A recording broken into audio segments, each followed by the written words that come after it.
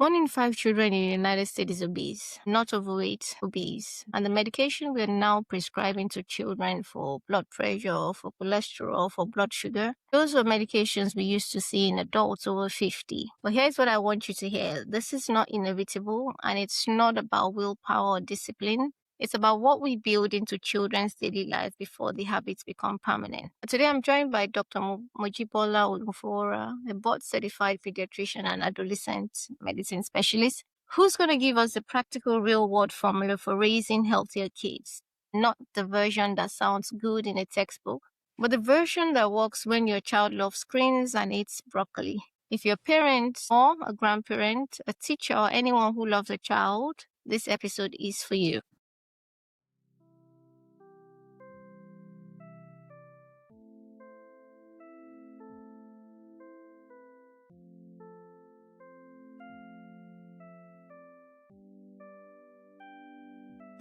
Welcome to When Food Meets Medicine, the podcast where we explore what you eat affects how your medication works and how your health thrives. I'm Dr. Remi Olukoya, pharmacist, and I believe the best medicine is often the one a child never has to take because we prevented the need for it in the first place. So today we're talking about childhood obesity prevention, not treatment, prevention. Because the habits we build in childhood shape health for a long time. And this is true for children in Lagos, London, Houston, Hong Kong, Kingston, and Karachi. My guest today is Dr. Mojibola Ogunfowora, whose passion is about helping families raise healthy, active children. Dr. Ogunfowora, welcome to When Food Meets Medicine. Thank you. My name is Dr. Moji Ogunfowora, but a lot of people refer to me as Dr. Shalaja. I'm a board-certified pediatrician. I've been in practice for over 30 years, completed my pediatric residency at New York University Medical Center. Since completing my residency, was initially in a private practice for 5 years, and then I started my practice in 2005. And since then, we've been running pediatric practice in Columbia, South Carolina. I'm glad Dr. Olukoya decided to address this topic because this is something that's become a big issue in the pediatric practice. And like you would all see, and as the discussion continues, you would see how it makes a difference when you try to prevent these issues early as opposed to waiting till too late. I love that. And I know that I see the downstream of effects of childhood obesity every day at the pharmacy counter. Kids on metformin, kids on blood pressure medication. And every time I think about it, if we had started this conversation probably 10 years earlier, this child might not be here today. So we're going to start at the very beginning this today. Dr. Ogunfowora, you see children and families in your practice every day. What are you actually seeing on the ground, and why does prevention matter now, not in 5 years? Over the last couple of years, there's been a trend, and it's not only with the children in the United States, it's been all over the world. The kids are getting, lack of a better word, the kids are getting a little bigger. And we've been trying to figure out what is the difference. There's definitely a change in diet.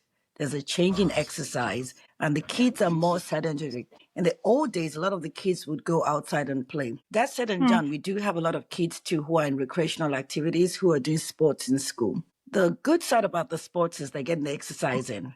The downside of that is a lot of times these sporting activities end quite late. And when they're done, maybe 7, 8 o'clock, a lot of these parents have to stop. And there's so many fast food places on the way home. And parents have been going all morning, so you really can't blame them. So the first thing to do is they stop at the nearest fast food. And even though the kid has gotten the exercise in, they end up eating some junk food and then taking a shower and going straight to bed. So the exercise, that has been counterproductive because then you've eaten what you're not supposed to eat and then you're going right to bed after that. So one of the things I share with the parents is, especially if you have a child or children who are in sports, even in a family, and I'll give you a good example. Sometimes you might have a family of 3. A lot of times it's just one child who is playing football, but the other 2 younger kids, which happen in my household too, happen to be tag-alongs. So they go along with the parents. The parents are rushing, they get straight from work, put the children in the car, and they go into the sports activity. When the sports activity is over with, it's only the child who participated that got some exercise in. The other 2 kids were probably sitting in the car or playing on the side. And then when they leave, they're hungry and they have to get something to eat.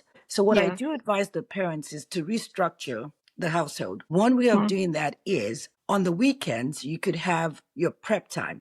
So pretty much making the food you're going to eat for the week. So say, Mm. for instance, you're from an African household, you might make stew for the week. And then all you have to do that morning when you get up is boiling whatever they're going to eat with it. So that by the time they get back from school, before you get home, they can warm this up, have eaten something healthy, and then go to the sports practice. And then after Mm. sports practice, you have some maybe apple slices or a slice of wheat peanut butter sandwich. So they're not eating something heavy after the sports activity. The other thing I also say too is for the children who are not going to participate in the sports, get them engaged in something structured. Don't have them going to those activities with their iPad or the phone and everything. You can actually Mm. create something fun on the sideline where they could Yeah. also exercise, even though they're not participating in the sports activity that's actually going on.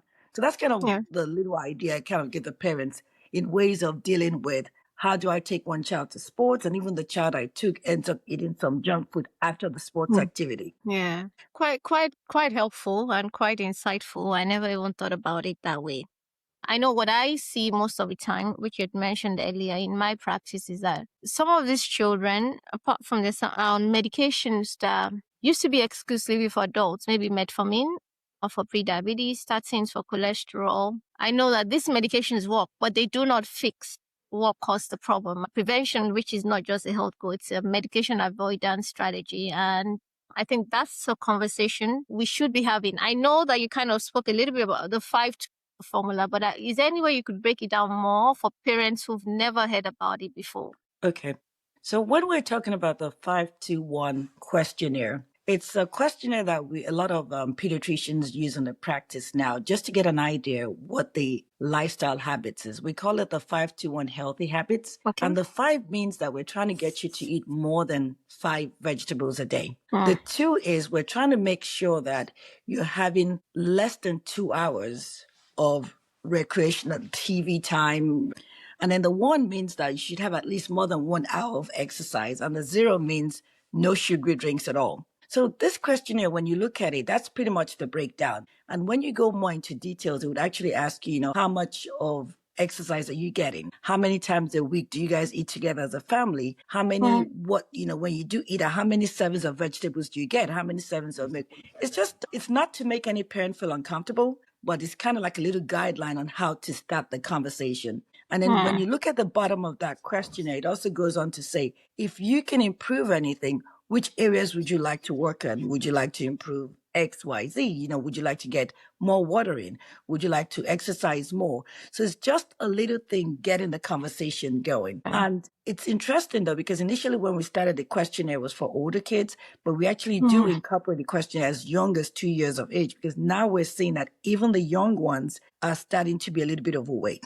In all communities, this is a very, very sensitive topic because of late now, I'm actually having parents coming back to me and saying, oh, no, no, no, no, no. My child is not overweight. It's genetic. My child is just big bone. So that's why you really do have to be very Mm. careful when you're dealing with this subject. Yes, there's a genetic component to obesity. Yes, there's some kids that our body frame is different. Some kids would be, but what I go with is I look at the trend. So say you came to me last year, and when you came to me last year, you were, and this is just an example. So you were like 100 pounds. And you come back to me the following year, you're 120 pounds. Then I said to you, Mm. hold on, this cannot be genetic. This cannot be, your body frame. This is definitely, you did put on a little more weight than you should have. So it's just being Yes. mindful of how you address this topic. And what I've realized over the years is when you deal with it carefully, when you deal with it without being judgmental, when you deal Yeah. with it with understanding, the parents tend to be more receptive. Makes absolute sense. And I like the fact that it's simple. The 5 servings of fruits and vegetables, 2 hours or less for recreation, and 1 hour of physical activity. But I think the real question about one, you said one has to have empathy and the way you handle it with parents. But the real question is, how do you make it work in a real home with real children? Have you seen a formula where adopting this formula works or, genuinely change things? It takes time. But one thing I do, especially with the younger ones, because, with the older ones, it's easy to say, well, if you don't eat this vegetable, you're not going to go out to play. I tell the Yeah. parents to be creative. I said, when you go to the grocery store, let them know there's going to be a green on the plate. and give them a choice for the week to choose what green do they want. So they have that option of, say you chose broccoli and you chose spinach. I'll have 3 things. Choose 2 things so that way you chose it. So we're not going back and forth.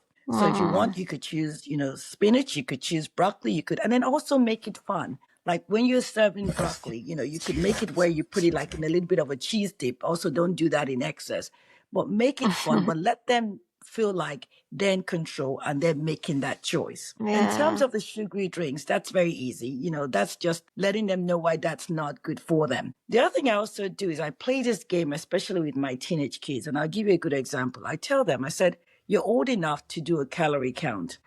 The government implemented this, that when you go to all those fast food places, you can actually know how much calories you're getting in. And I'm not going to mention one of the places, but there's a particular fast food. I tell them, look at the calories on a grilled chicken sandwich, and then look at the calories on a cookie. If you see that the calories on a cookie, one cookie is almost 250 calories, and one grilled chicken sandwich is 350 calories. I'm like, which one is more likely to fill you up? I said, I would use myself as an example. If I have a bag of cookies, I'm going to keep eating it till I'm done and picture how many calories I've taken in. But if I have a good chicken sandwich, that is 350 calories. By the time I'm done with one sandwich, I'm done because I'm full already. So I make my kids, especially the older ones, become a little more calorie conscious. I said there's nothing wrong in enjoying a cookie here and there, but imagine if you had to eat cookies to get full, how many cookies you would have eaten. So I consider that a wasted calorie. I really like that. I really like how kids can look at calories and decide, what you need to take. It's real. And I like also the fact that the prevention bit, before they start having these bad habits, not just a medical intervention. So we're going to talk about one thing that makes most parents laugh. They laugh nervously, 2 hours or less of recreational screen time. For many families, that ship sailed years ago. So what is the real harm here? And how do you talk to parents about this without shaming them? When I talk about the screen time, I also let them realize that a lot of them, when they were growing up, they didn't have the screen time.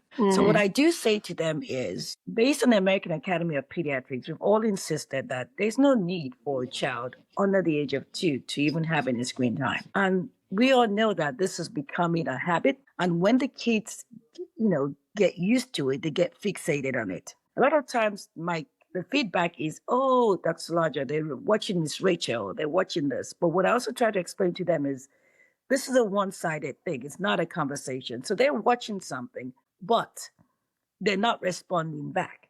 It's just staring at a screen. So I said, why don't we do this? Let's find other options before the age of 2. Okay. It's actually a very sensitive topic, but what I also try to tell the parents too is a lot of them grew up without that kind of screen time. So I said, under the age of 2, let's try to eliminate that and let's get creative by playing games. So for instance, they say to me that, oh, we're only using the screen time because we're in the office with you right now. And we've been waiting. So I tell them, I said, when you're going out, especially when you don't know how long it's going to be, have a bag. In that bag, you put 4 different activities. Crayons with paper where they can color if they get bored, because the attention span of a 2-year-old is very short. Then you can put a game like a shape sorter so they can play with that. And then you can put a book if they want to read a book, and then have a snack. So I said, once you have those basic things in there, so there are things you can transition to while you're waiting. I said, there'll be times when you've done everything you can, and that's the only option you have. That's fine. I also tell them too that instead of doing screen time, that in the car, they can actually play CD that has all those nursery rhymes. So one common one that we do is the wheels on the bus go round and round. So I said, you could actually play that with them, but everything you do should come with some form of activity, not just the child sitting down there and just staring at something, which is not, they're not going back and forth. It's not a conversation. So for my older kids, which is like 2 and all, I always say nothing more than 2 hours. And I say it has to be intentional. So once they've done, they get 30 minutes break. So they play the game for 30 minutes, and then whatever games they're playing, they go outside for 30 minutes. They play again for 30 minutes, and then they go outside for 30 minutes. And then I use the reward system too. If you've had no activity for the day, then you have to go outside before you get to play on your screen, iPad or whatever. Yes, the screen. So that's kind of like a way I do it with the children in the office. Does it always work? No.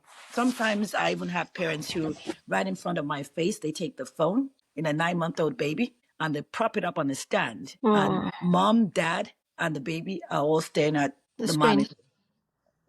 So, but you can only do your best. True, but it's something for people to viewers that didn't have any idea of how to reduce the screen time. At least they have ideas now. But this is something I see from the pharmacy side. Children with disrupted sleep, often tied to screen use at night, they have poor appetite regulation. Their hunger hormones get confused. They crave for more sugar and processed food, probably the next day. So I know that reducing screen time would help with that. And I know it's not just about getting kids moving. It's about sleep quality, focus, and the food choices that follow a bad night's rest. I think they're all connected. So have you seen a family where when they reduce their screen time, they change more than just activity levels? Yes, I would say yes to that. And I've seen not just one, a couple of families where they've had an honest discussion with me where they're willing to make a change. And I know this is not what the topic is about today, but there's also been a big association of a lot of screen time with behavior issues. So the other issue you have too is when you talked about sleep disruption, many a times these kids are on the screen and not going to bed. And we know that if you don't have adequate sleep, when you wake up in the morning, you're more cranky. So the likelihood of you being attentive in class goes down too. And I know this is a topic for another day, but going back to what you're saying in terms of how does the activity reducing screen time, how does it prevent reducing screen time and being out there more often? I've had a couple of kids in the office, and what we've done is we've come up with a plan. And I tell the parents, let's challenge ourselves. Let's do this. Let's see. You can go from having 5 hours of screen time to no hours screen time. So I'm like, let's do this. Let's go from 5 hours of screen time and let's reduce it to 3. So that's worked with one family. We went from 5 hours a day and we went down to 3 hours a day. And interestingly enough, even the child came back to tell me that, oh my God, that was lovely. I got to play outside. I was able to do other things. And then those 3 hours they get of screen time, because it's less than what they're used to, they actually value it more. So because they realize that, oh, I don't have, leeway of just going to get my screen when I am. And then they tend to do more things. So that 5 hours, that 3 hours you're getting is tied to other things. So I say to you, if you get your homework done, you're entitled to X amount of screen time. They're more likely to, or if you get your chores done, you're entitled to. But when you give them a free rein, then they're not likely to get their homework done. They're more likely to be playing on the screen time. The other thing I've also done, which has also been very helpful, is we have some parental controls on the screens. So I had a parent in particular who said, oh, I didn't know that you could implement these parental controls. So in her bedroom, especially for the older kids, she would automatically turn off the phone at a certain time. And most times, in the older kids, by 10 o'clock, the parents have turned off the phone. So they don't have access to all the other things they would have. And then by 6 o'clock, she has it back on again. So that's been something else we've done. The other thing we've also done is we've implemented where Monday to Thursday, absolutely no screen time. And your screen time would be on the weekend. So we've also, so we've just done different little things depending on each family and what works with each family. We just try to put things in place. But the most important thing is it's gradual. For it to work, it has to make sense. It has to be gradual. And you also have to have the kid in the room so that you can, and I tell the parents to let them know it's coming from me. And instead of them getting mad at you, they can come to the office, they can call and come and get mad at me. And I would explain to them why it's important that we do this. Well, I like that a lot. I like the individual planning for each family. Every family dynamics is different. Exactly. And I like that you get the brunt of the anger, not the parents if they're gonna be angry. Another thing I would like to, I know that on the other side of that is physical activity, which you'd spoken about. Does it have to be a sport or does dancing in the kitchen at work? It doesn't have to be a sport, but it has to be an activity that your heart rate will get elevated. So you just can't do like a 5-10 minute. So you could go online and the whole family can do this together. You can get a video online, like a dance video, and you guys can all dance till you sweat. But an activity with no increased heart rate, with no sweating, is probably not going to burn the calories you're trying to burn. But you can make it a lot of fun. And I'll go back to when I said in many households, you have maybe just one child playing football. and then the other two kids are just there because they have no one to watch them. So with those kind of the kids who are out there, you can make an obstacle course. You can make it fun. You can just come up with anything. Say, why don't you run from here to see here? Let's see how fast you can run. So again, it doesn't have to be spelled. But going back to what you said, a lot of families don't realize, and I do share this with the family. In most cities, they have a recreational center. So sometimes the finances could be the reason why a child is not participating in sports. But at least I can say for our city, Columbia, South Carolina, we have some rec centers. And in the rec centers, the prices are actually reasonable and they're controlled. And if you cannot afford it, some of those places do even offer scholarships where you can actually sign your child up. But for the most part, those things are available. And that's something, again, you can incorporate, you can sign up for recreational parks. I like the fact that there are options, and sometimes exercise is literally medicine. Sometimes physical activity improves insulin sensitivity, reduces inflammation, supports healthy weight. I know you'd mentioned something about hyperactivity earlier, and we're going to touch a little bit on it today. For children with ADHD, regular physical activity can reduce hyperactivity and improve attention, sometimes as much as medication. So when we say 1 hour, 2 hours of movement, that's clinical recommendation, not a parenting nicety. So I'm going to go back to 5 servings of fruits, vegetables, the one that makes every parent groan for some families. The only vegetable the child will eat is ketchup. So how do you help families get there without turning meal times into a war? Okay. And remember, I said to you too, though, the good thing about it is one other thing I use, which is not the most ideal, is I use smoothies. So I tell the parents that a lot of the children like smoothies. So one thing you can do is you could make a smoothie. They love fruits. A lot of them do love fruits. The fruits they like. So have them choose what fruits they like. Hopefully it will be the dark fruits, like the strawberries and the blueberries and the grapes. So you could use that with some milk. And then you could put a handful of your green vegetable you're trying to do in there without them knowing. So you can mask the vegetable. For kids that are absolutely no, you can mask the vegetables. And that's how they came up with those drinks, like, the V8 drinks. Before the V8 drinks were just vegetables and the children didn't like it. So they came up with veg fruit, where some of those drinks will have the fruits in it. For me, it's not the most ideal, but it's better than nothing. I'd rather you do a homemade smoothie while you're using your fresh fruits and your fresh vegetables. So I do encourage that a lot. The other thing I said too, which I had said to you from the onset with the green vegetables, getting creative. It doesn't have to be a lot, but it could be, why don't you do this? Let's try, we're going to have 3 green vegetables. Let's try, see which one you're good at. And if they do well, you could do a treat. It could be a sticker. It could be anything that could lead up to a bigger reward later on at the end of the week. I think I like the strategy of the sticker. You get rewarded for, even though you're eating healthy, but you think you're getting a reward for it. Yeah. The strategies you just mentioned do work. Fruit, vegetables provide vitamins and minerals and fiber that support everything from immune function to focusing in school. When children are deficient, we see in their energy, their growth, their mood. And I do want to name something important for 5 global families. 5 servings does not mean 5 servings of broccoli and spinach. It could be plantain, it could be mango, it could be okra, it could be papaya, sweet potato, yams, bitter lemon. These are nutrients dense, culturally foods, and they do count. And the 5-2-1, I think that's what you said, 2-1 formula 5210.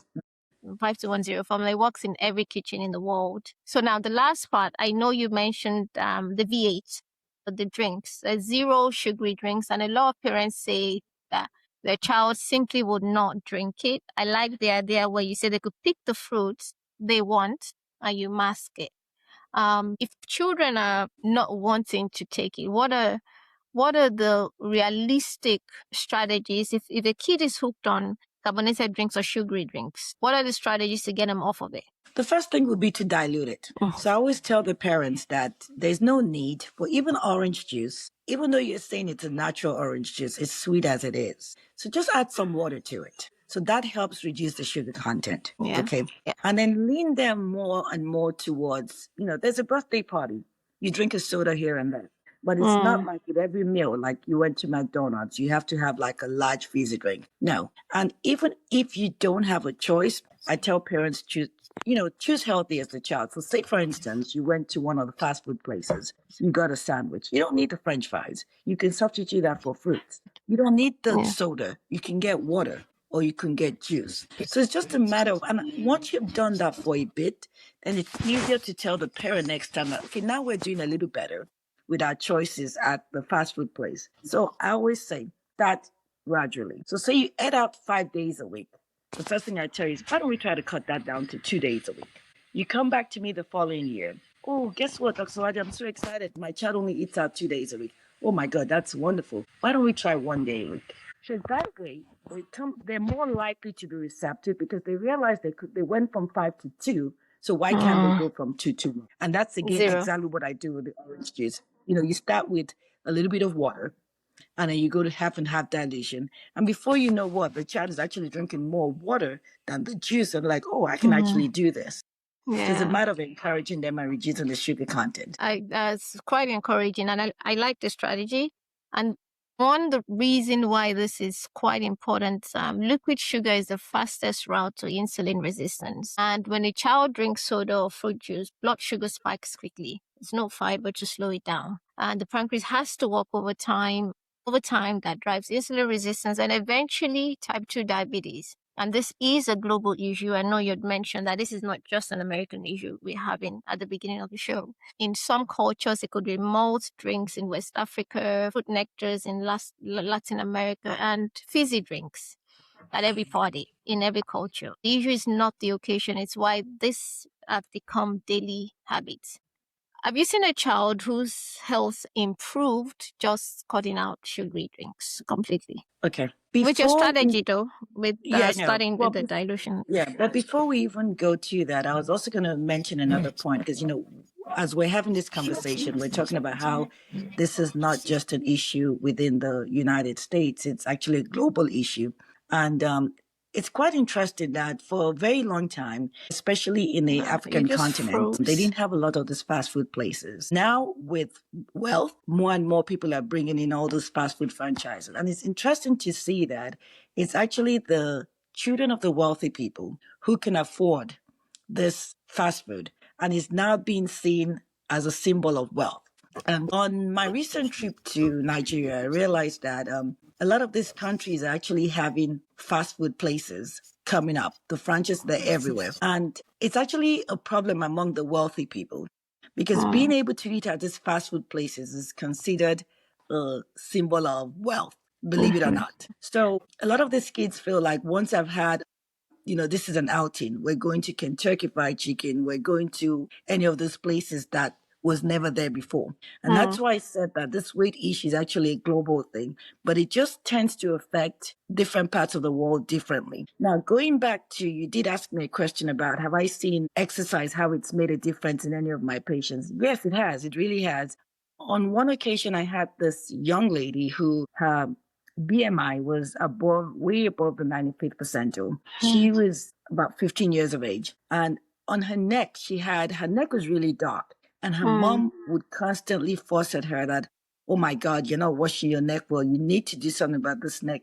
This neck is really dark and everything. And when she came in on one visit, and I said to the mom, I said, no, she's taking a good wash. I said, the reason why her neck is dark is because of what we call acanthosis nigricans, which just means, some form manifestation of insulin resistance, and that's making her more prone to type 2 diabetes. The mom sat up because all along she just thought that, she never realized that this could lead to. And she's like, oh my, I didn't know that, this is what this is all about. So we had a plan. We said we're going to, again, I start off by saying that it has to be a realistic goal. The mom's next question was, oh my God, what should her ideal weight be? I'm like, you cannot take someone who is 200 pounds and say the ideal weight should be 145 pounds. That in itself is discouraging. She's not even going to listen to me. She's just Yeah, of course. shut it down right away because it's not Yeah. realistic. So I said, why don't we do this? Why don't we shoot to lose at least a pound a month? And I said to the young lady, I said, initially you may not realize you've lost some, so don't get discouraged. But let's start with that. So before we did that, we brought her back in to get some fasting blood draw. And lo and behold, her A1C was already at the pre-diabetic level. We did her lipid panel. Her lipid panel was also off. Mm. And we happened to have done a vitamin D level too, and we did an ALT.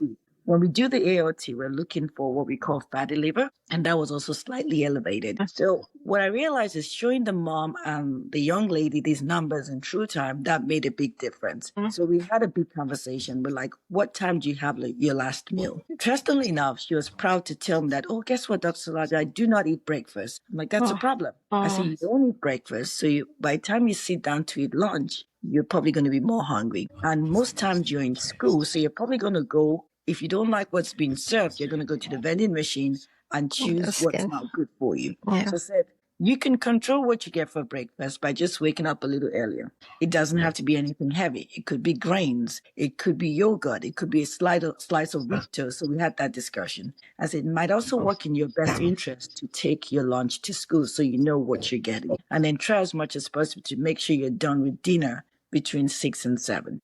And then we talked about incorporating some exercise with it. Believe it or not, when she came back the following, we actually did 6 months. We didn't wait till the year. So she came back in 6 months. So she was over 200 pounds. She was already under 200 pounds. The elevated A1C and the lipid panel, even though they were not back to normal, which I did not expect, but you could see the general trend that it was going down. Yeah. And she actually was, happy to tell me that she felt that her lifestyle, she felt healthier. She felt she could do more. She was more active. And the mom turned around to say, you know what? For this to work, we actually made a full lifestyle change. So the whole household is actually incorporating, the healthier habits. Yeah, it's So so that was, so important and so encouraging for that yes, family because they've yes, it seen one was. person, it's done better, and exercise, food.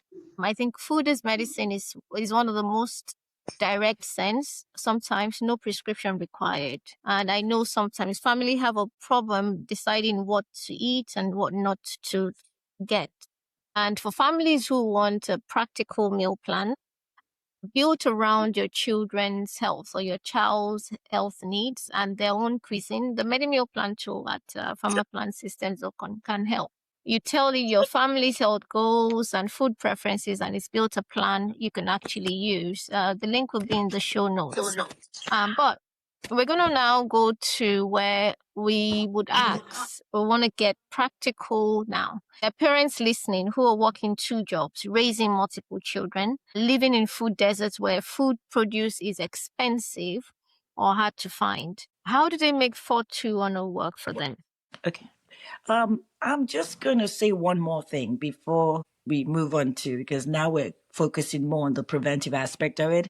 But I also want to comment on, if you don't do this stuff, what could happen later on. And again, going back to another classic example, and what I've been seeing a lot is we have this young ladies who for the longest, the average age of having your period was 11 years of age. Now, and that was, you were probably in middle school when you started your period. Yeah. But now I'm getting it now in elementary school. And it's sad to see that this young kids are actually handling it very well because it's almost become the order of the day. So now we're having 8-year-olds, 9-year-olds having periods. And for an 8-year-old to have a period, that means you must have started your puberty as early as 6 years of age. Wow. So when you look at it this way, and what we've kind of done is try to figure out, why is it that we're having a lot of these young people doing what adults should be doing at such a young age and all that?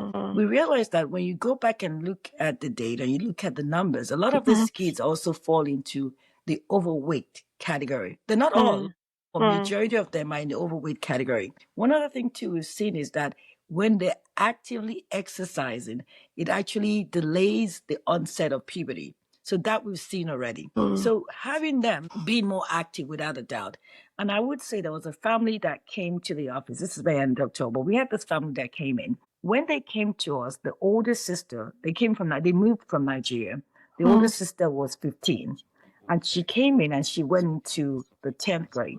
When she came in, she hadn't started her period. Her youngest sister that came with her was in elementary school. And when she came, she was in about the 3rd or 4th grade. Lo and behold, the youngest sister, the whole family history, their period started at 16.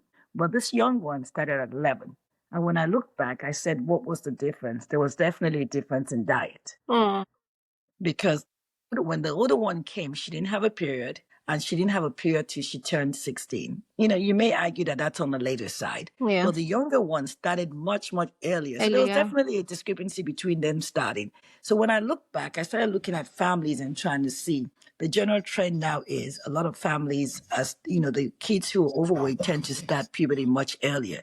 I think for some parents, when they're listening to this conversation, knowing that their second grader, their third grader might be in school with a period, that's enough to want to make a change. Now, going back to what you said about, yes, you're right. A lot of people live in areas where they may not have access to fresh produce. Yes, you're right about that. There's sometimes some families just, either financially, they may not have access. The parents are working 2 or 3 jobs. Let's address the people that are working a couple of jobs. And I always use myself as an example. It is all about sacrificing, okay? And what do I mean by that? You may have to wake up a little earlier than you normally do. So I know I have to go to 3 or 4 hospitals before I go to the office in the morning. So I have to get up at 5 because I know I like to exercise before going out. So I know I have to wake up a little earlier. When I still had, I'm an empty nester, thank God. But when I had kids in the household, I would figure out on the weekend, I make a meal prep. What are we going to eat Monday, Tuesday, Wednesday, Thursday? I make the base of what it's going to be. So while I'm getting ready in the morning, while I'm exercising, I'm making whatever they're going to eat with that base. I have little pouches of, as we're driving, I know my child is going to say, can I have that? Can I have that? As they're saying, can I have that in the back seat? In the front seat, I'm giving them something to drink. I'm giving them the little snack that has whatever snacks they like. It could be, I do a lot of skinny popcorn. I'm giving them the skinny popcorn. I'm giving them the 100-calorie cookies. So even before they can say, can I have something to get. These are things that, yes. And these are things that you can do on a Sunday night. Just every now and then you may slip off because something happened and you had no control of it. But if you're intentional, you're more likely to get that done. That's one. 2, you talked about fresh produce and all. Luckily enough, especially those of us that live in the United States, a lot of places have farmers market. And the farmers market come to different locations at different times. Maybe go ahead and Google, where is the next farmers market? When is it going to be? And make time to go out there and get what you want in bulk. So you're not going there every day. Once you do that, that's another way too. And you'd be amazed to see that if you do all this stuff, the amount of money, I do this in my changes. I'm like, the amount of money you spend on that fast food, put it in a little money box. And at the end of the week, see how much you saved. So that's another little exercise we play. I like that a lot. You mentioned the farmers market. We have that here too. We actually have one stable one that you can actually go to each time, and you meal prep. I know there are families in our audience that cook Nigerian meals or Jamaican meals or Mexican tortillas, and so there's so many foods in our cultures that are not unhealthy. So none of us have unhealthy food you can adopt to be the healthy part of it, that smaller portions of sweet things sometimes, like Dr. Shula just said, swap fizzy drinks with water sometimes, adopt those formulas. And the 5-to-1 formula does not ask families to eat differently from their culture. It just asks them to be intentional. Like you said, be intentional about things you do, the exercise, the food, and all that. And I'm going to interrupt you for a second. Go ahead, because please. I see that you lay emphasis on the fact that, it doesn't stop you eating foods from your culture. A lot of parents out here come with good intentions and they want to keep the culture. But the truth about it is when our kids go to school, and I see that a lot, and it cuts across all cultures, they don't want to be identified with, say, the Nigerian culture. Oh, mom, I'm not taking jollof rice to school. The Spanish culture. Oh, no, I'm not taking a tortilla to school. Because they want to fit in. In the new generation we live in, there's this thing about wanting to fit in. And I get it. A lot of kids are moving away from their culture. The parents are pulling them in one hand and saying, this is what you're going to eat. The kids are saying on the other hand that, no, that smells. I'm not going to take that to school. And at the end of the day, if you do not, you have to compromise. Because if you don't compromise, I promise you, that lunchbox is going into the trash can. Yeah. Yes. Yes. So you do have to say to the child, what do you want to take to school for lunch? Not this is what you're taking to school for lunch. Big And when they emphasis. share with you what they want to take to school for lunch, then you have to redirect and say, okay, we could do this, but why don't we have this? Why don't you put a fruit in there? Why don't you put a bottle of water in there? So you just can't, it's not your way and only your way. The highway. That has changed. We're living with a new generation of people have an opinion, they have a mind, and if you insist, it's going to end up in the trash can. And then they get something in school anyway that they want. In the vending machine. Yes. Thank you for that, Dr. Shivaji. And I'm going to bring the pharmacy side, because I know that some medications children are prescribed can directly affect their their weight, and appetite. What are you seeing in your practice, and how do you help families manage this? Okay. That's a good point. One is because they're still young and they still can lose the weight naturally, I'm not one to quickly prescribe medication. Now, I would say though, in extreme cases, we've had cases where, especially when the A1C is quite high, I've had to use metformin. But I also let them know that this is a temporary fix. And what's more important is going back to the preventive measures, which we alluded to much earlier on, which is watching what you're eating and the exercise. Nothing beats that. Because no matter how much medication you take, at some point in time, you are either going to forget or not want to take it anymore. So changing your lifestyle. So when I talk about a healthy lifestyle, to me, that's more important than the medication. But yes, in extreme cases. We also sometimes have kids who have comorbidity. And what do I mean by that? I do have some kids who happen to be obese and may have attention deficit hyperactivity disorder with it. When I'm choosing the medication to manage that, I might sometimes put that in mind. I may use some like Vyvanse, which has been associated with weight loss, to kind of like counter that. But going back to that, I always say that medication is, especially for my pediatric population, is always not my first to go to. Lately, I've had a lot of parents who've come to me, and of course, you know what they want. Everybody knows. Oh, Dr. Slaja, can I get Ozempic? Can I get Wegovy? Why am I not getting that? The older kids have been a little upset at me for being reluctant to prescribe that. But I tell the parents, I said, you know what? Yes, you can. But at the end of the day, it's working now, but it's still too soon, especially because there's still pediatric population, what it's going to lead to down the road. So, it's been looked at. The safety measures, the FDA has looked at all that, so I'm not going to speak to that. But I always say one thing that would never fail you is your weight and your exercise. Yeah, you're quite correct. There's some drugs that we see, like steroids, prednisolone, that increase appetite and sometimes causes significant weight gain. I think the strategy that I recommend most of the time is fill the child up with high fiber, high protein food sometimes, and so they feel satisfied without overeating. And the ADHD medications you mentioned, like Adderall, Ritalin, Concerta, Vyvanse is good because of the weight loss thing. I know some of them suppress appetite during the day, and the strategy I recommend to my patients sometimes, they're good protein-rich breakfast before the medication takes effect. Small snacks offered throughout the day, like you did with your kids. Sometime before they ask, you already know what you're going to give them. Don't let the child go to whole school without eating. Some antipsychotic medications do cause significant weight gain and do increase the risk of insulin resistance.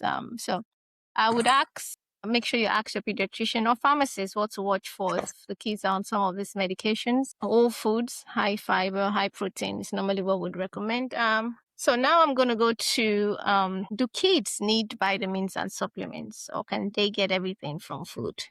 That's a good question. If they're eating properly, you probably could get everything from the diet. But who defines what is properly? And for instance, I'll give you a good example. Vitamin D deficiency is now very common. And in the old days, it wasn't as common as it is. I do have kids that when we draw the vitamin D level, I've had someone as low as 3, that low. And you want the level to be at least above 30. So when you think about it now, is that a lot of children do not go outside for many reasons. Safety reasons, number one.